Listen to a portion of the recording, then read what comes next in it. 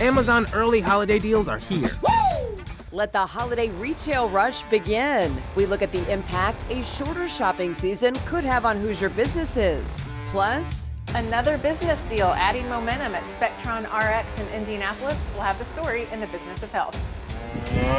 And regenerative farming, how it works and why it makes for healthier food. Inside Indiana Business is next. From Indiana's business news leader, this is IBJ Media's Inside Indiana Business with Gary Dick, presented by Elevate Ventures, Indiana University, and LiUNA. Happy Thanksgiving weekend and welcome to Inside Indiana Business. I'm Gary Dick. Well, it is here, the annual buying frenzy, the traditional holiday shopping season kicking into high gear. From traditional shopping hubs like Keystone at the Crossing in Indianapolis to the charm of small town Indiana throughout the state, retailers are preparing for a period that for some can be make or break. National retail sales expected to increase between 2.5% to 3.5%, in line with performance over the course of the past 10 years, with most shoppers planning to buy online. Also, clothing, accessories considered the hottest gifts. When it comes to what fuels buying the Indiana economy, we're getting a rather optimistic outlook of what the future holds for manufacturing states like Indiana. The American Midwest has cheaper property, plant, equipment, and has the know-how to make things. And we're going to make things in our country again over the next 10 years. So we would expect massive investments in the manufacturing base in Indiana. I think Indiana's statewide GDP is somewhere around 22 to 24% manufacturing base. This is a prime area that should see significant investment over the next 10 years. It'll be a tailwind for investment, for jobs, for consumer spending.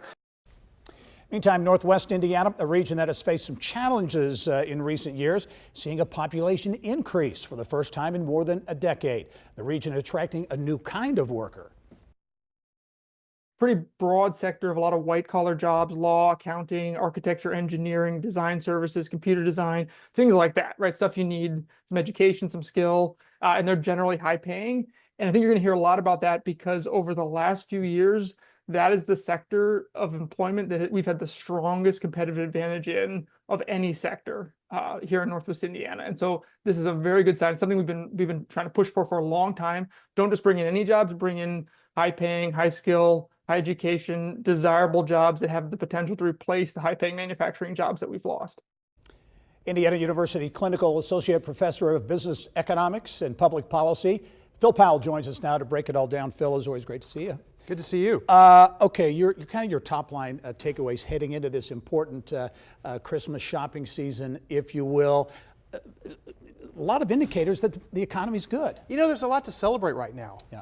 If my business depends a lot on Christmas and the holidays, there's all sorts of reasons to be optimistic. There's no slowdown right now in consumer spending. Yep. Consumers are coming into the season very strong. And inflation is down around 2% right now. We've had a few years where that was a real worry, but as we go into this holiday season, inflation has been tamed. And some positive news here in Indiana, as we were talking off camera a moment ago, wage growth and productivity growth, as you look at some of those numbers, positive. You know, as we end this year, for the first time in a long time, the state of Indiana, our productivity, which leads to higher wages, is growing faster than the rest of the nation, and not just a little bit, but by almost a percentage point. So this gives the new General Assembly and the new governor, a lot of momentum as we go into the new year. As you look at, again, more at the macro level, and you talk about the prospect for tariffs. In fact, there was just some news out here in the last 24 hours. President-elect Trump and looking at Mexico and Canada, the impact of tariffs, especially on a manufacturing state. Tariffs is something markets are worried about right now because it can lead to inflation. It can increase our price of goods sold, especially in manufacturing, because a lot of our manufacturing plants here in Indiana import a lot from other countries. So this is what we're looking at on inflation. But if we see just targeted use of tariffs, it won't be as bad. The real worry is this going to be widespread and across all imports that come into the state? Consumer confidence is so important when it comes to shopping and buying things, obviously. Again, as we were talking off camera, inflation coming down, beginning to track downward. But is from the psychology of the consumer, is it reaching everyone, or is it kind of an imbalance? You know, this is why we feel worse our emotions are worse than it really is out there. We've come through a tough slog with inflation. I mean, prices for food, gas, energy, rent, they've all gone up. And so I think that's why people feel worse than what we see in the marketplace right now. But the data suggests, again, as we go into this holiday season, as we go into the new year, there's all signs of optimism in terms of the data. So it sounds like a rather optimistic outlook near term, but also longer term, as we heard a moment ago here in Indianapolis, billions of dollars of investment looking to downtown Indianapolis. Manufacturing sector perhaps positive. So a rather positive outlook? A lot of great investment in the city, a lot of leadership from different civic organizations and from Indiana University and Purdue University. This is going to be a great year for Indianapolis to reset its economic pace, to really contribute a lot to the U.S. economy and be even more competitive than it has been in the past. Your Associate Professor Phil Powell. Phil, great perspective, great to see you as well. Thank you. All right. Well, a little later in the show, how big-time retailers are trying to get your attention this holiday season.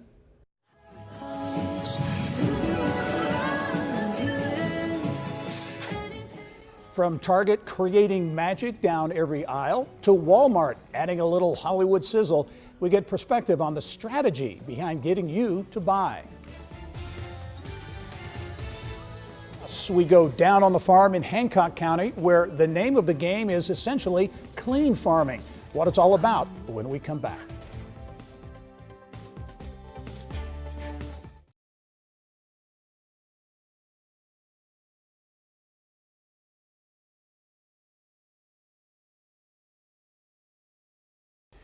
Well, another global giant in business with big project plans for what is becoming one of the fastest growing research districts in Indiana. Meta, the parent of Facebook, striking a tentative deal to build a massive data operations center in the Leap District in Lebanon. IBJ reporter Mickey Shuey reporting city leaders in Lebanon believe the investment could add up to nearly $4.5 billion and would likely be a 6-phase development over the next decade or longer. Here's what's making news around Indiana. Brought to you by the Indiana Association of Realtors. Indiana's 21,000 realtors. The neighbors you know, the experts you can count on. Well, high-tech and clean energy investments making headlines in Northwest Indiana. There are 3 emerging business stories coming out of the region with potential long-term implications. We begin in Maryville, where plans are in the works to build a massive data center. Caris Critical says the campus could total up to 9 buildings and represent a $900 million investment and 200 jobs. Just a few miles from Maryville in Lake County, Hammond-based Quantum Corridor has closed on a $10 million round, a Series A round of funding. Quantum is a high-speed fiber optic network that currently runs along a 14-mile route connecting data centers in downtown Chicago to Hammond. The new funding will be used to help fuel expansion that could ultimately extend to the Crane Naval Surface Warfare Center in southwest Indiana. And investing in clean energy coming into focus in the region. The BP Whiting Refinery, one of the Midwest sites under consideration for a new hydrogen hub. The federal government awarding $22 million to the Midwest Alliance for Clean Energy, which is based in Chicago and is evaluating 8 project locations in Indiana, Michigan, Iowa, and Illinois. After just over a year of construction, the Forge is now open in downtown Bloomington. The $13 million tech center development located in Bloomington's Trades District is designed as a hub for tech startups and co-working space for remote workers. Development of the Forge and the Trades District led by The Mill, a nonprofit business accelerator in Bloomington. Oh, it's a fantastic building that's in a great location for tech companies that are in the innovation space that want access to a tremendous pipeline of talent, but also to be in close proximity to a number of other big innovation assets like Crane to the south and 16 Tech to the north. The Forge is opening at just over 50% occupancy and hopes to build an ecosystem that will help keep talent and companies in Indiana. Well, as we head into the holiday travel season, Fort Wayne International Airport says it's on track for its best year ever. The airport says flights have increased by 22%, and October was a record year for outbound travelers. Early next year, the Gateway Lounge by Starbank will open at Fort Wayne International, providing upscale workspace, relaxation space as well for members, all part of the airport's terminal expansion and renovation project. Well, now on to Hancock County, where old cornfields and rich soil are playing a big role in producing healthier foods. Around Indiana reporter Mary Rachel Redmond takes us to Tyner Pond Farm, an example of the growing farm-to-table movement in Indiana. Well, Gary, it's a growing trend, and it's changing the way some Hoosiers are shopping for their food. More and more consumers bypassing traditional grocery store aisles in favor of their local farmers, like Chris Baggett of Tyner Farm in Greenfield, to buy everything from grass-fed beef to unpasteurized milk and more. When you're eating nutrient-dense food, you eat less. Our bodies, and a lot of people talk about the obesity crisis as a nutrient starvation. Your body is so hungry for nutrients that it's just calling you to continually eat all the time. But when you eat nutrient-dense food, A, you spend a lot less money on groceries, and B, you're satiated. You're not going to eat so much. Believe it or not, Indiana imports close to 90% of its food. But the whole country imports most of our food now. Brazilian imports of beef are up 500% this year. And Baggett believes the solution is in the soil. Nutrition comes from the soil.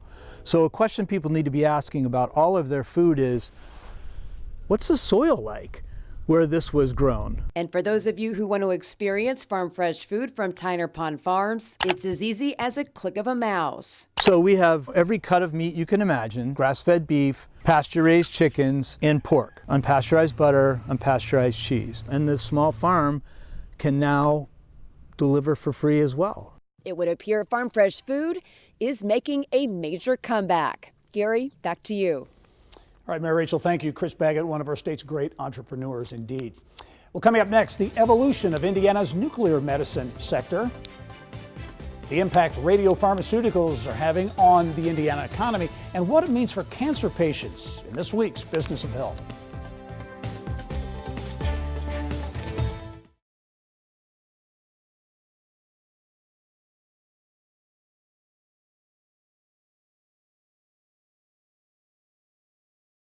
Well, Indiana flexing its medical muscle in nuclear medicine, growing by leaps and bounds and making a big impact on cancer patients. A contract manufacturer in Indianapolis is riding the radiopharmaceutical wave in the Hoosier State. Spectron RX has inked 5 new partnerships in just the last 3 months. Business of Health reporter Kylie Valletta now with that story. Thanks, Gary. When radiopharmaceuticals leave this building, it's just enough liquid to cover the bottom of this vial. A tiny amount, but these new cancer treatments are having a big impact in Indiana. We work with atoms, so no, you really can't see it. Invisible to the naked eye, nuclear medicine is revolutionizing cancer treatment. Using radiation to fight cancer is nothing new, but traditionally, a beam passes through the body, which can damage healthy tissue near the cancer target. But radiopharmaceuticals are different because they go only to the tumor. What happens is you'll take radioactivity, attach it to something that will drag the radioactivity to the tumor, and then the radioactivity is very precise. It's right at that tumor, and so it only destroys the cells at that tumor or near that tumor. Spectron RX is evidence of the rapid growth in Indiana's nuclear medicine sector. The contract manufacturer has grown from a staff of 6 in 2019 to now employing 175 at its Indianapolis operation. What we provide, what our expertise is, that we can handle the radioactivity, we can attach the radioactivity to whatever molecule, protein, peptide, monoclonal antibody that they would like. About 16 nuclear medicine companies call Indiana home, by far the largest concentration in any state. The entire field's been exploding. There's been several billion-dollar deals that have been advertised. Lilly, I guess, is one here that we've talked about. Many of those deals were our customers. So my joke is I get pictures of a lot of boats now that people own that they didn't own before. Making nuclear medicine is a race against the clock because the radioactive materials degrade quickly. Those gloves allow us to work with the radioactivity without the radioactivity escaping the hood. Each dose must reach the patient in just 3 to 5 days from the moment it's made. So Indiana's FedEx hub, the second largest in the world, is a major advantage. And Purdue University is home to the largest nuclear medicine pharmacy program in the nation. Already a $6 billion industry in the U.S., nuclear medicine is expected to more than triple in the next 7 years. These drugs, we've been working on them a long time, and they're finally going to be offered widespread. We're doing 15, 20 patients, 30 patients. Now we can take it out to thousands of patients and really help people extend their lives. Indiana showing its might in medicine's next frontier. It's some great medicine, and we're excited to be part of it. In 2025 is expected to be a big year for Spectron RX, with dozens of life-saving drugs nearing approval. Gary, back to you. Time now for our Eye on Education, brought to you by PNC Bank. And we begin this week with a positive sign that training the next generation of construction workers is gaining traction in Indiana. Case in point, ABC Construction Prep Academy continuing to grow across the state. The academy gives high school juniors and seniors hands-on training to prepare them for careers in the construction trades. Last month, ABC's 5th location opened in Lebanon. What our program is really designed to do is introduce the student to what a construction job site and atmosphere is going to look like. And it's not so much the mentality of I'm going to another school or I'm going to another class, I'm going to another training site. No, I'm showing up to work. And then training and learning is happening as they're working. Nearly 500 students are currently in the program. Students are also able to earn credentials while participating. Well, Future Farmers of America launching a new initiative to bring more agricultural education opportunities to Indiana students. The Grow With Us initiative focuses on work-based learning, leadership development, and classroom participation. The FFA says the industry is changing and needs more than just farmers. As the agriculture industry continues to grow and expand and advance, there is more and more of a need for those individuals with traditional and then also unique and new skills that maybe we might not have had in agriculture before. The FFA says there continues to be high demand for skilled talent in the industry. There are chapters in 90 out of Indiana's 92 counties. Well, a big weekend in Bloomington where bragging rights for the old Oaken bucket are on the line. Indiana University football capping off a magical regular season this weekend against Purdue. IU's breakthrough season led to a big boom in tourism on campus and around Bloomington. Sold out games generating big bucks into the region. Roughly 56,000 more people buying tickets to watch, 75% coming from outside of Bloomington. And that's a net 42,000 people that are coming inside the gates, right? And so, those people are spending, whatever the number is, $500, $700 for their weekend. And so if you just roughly did that at $500 a person, which seems reasonable, that's $21 million of just direct spending in Bloomington that would not have happened. Now IU will wait for where it's headed in the postseason. Well, up next, we come full circle from where we started with the show, with perspective on the strategy behind all those holiday ads you're seeing. What the world needs now is love, sweet love. It's the only thing.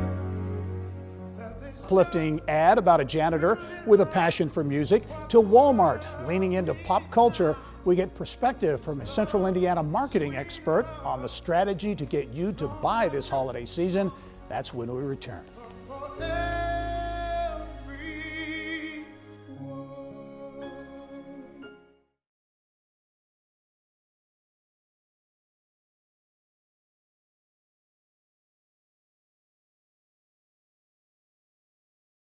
Well, it's time to get down to the business of the marketing strategies that advertisers are using to get you to spend during the holiday season.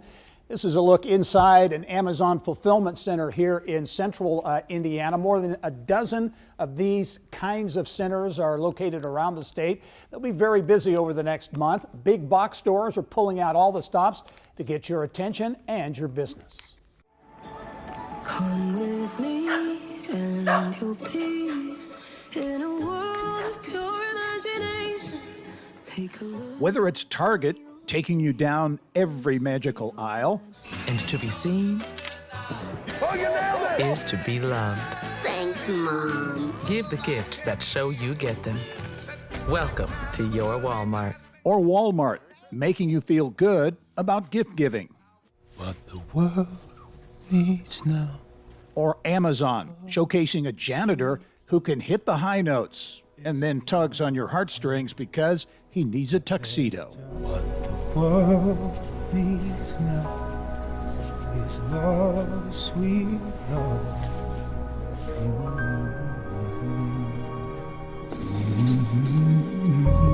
There's a strategy behind all of it to get you to spend. Indianapolis-based Trendy Minds founder and board chair Trevor Yeager says it all boils down to this. I think there's some nostalgia that people are trying to get at. You know, with holidays are happy and everything is great, and let's do that. But then also, let's not forget the everyday person.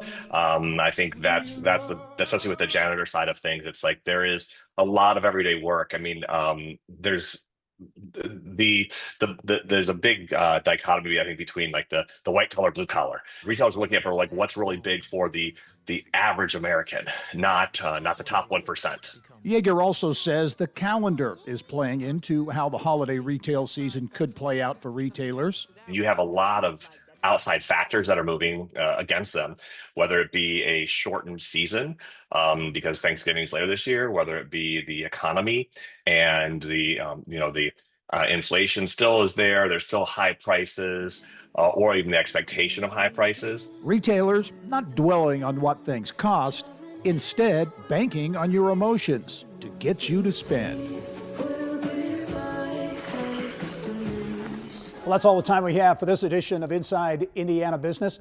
Thanks for joining us. I'm Gary Dick. We leave you with some holiday cheer from the Indianapolis Zoo. Go out and make it a successful week.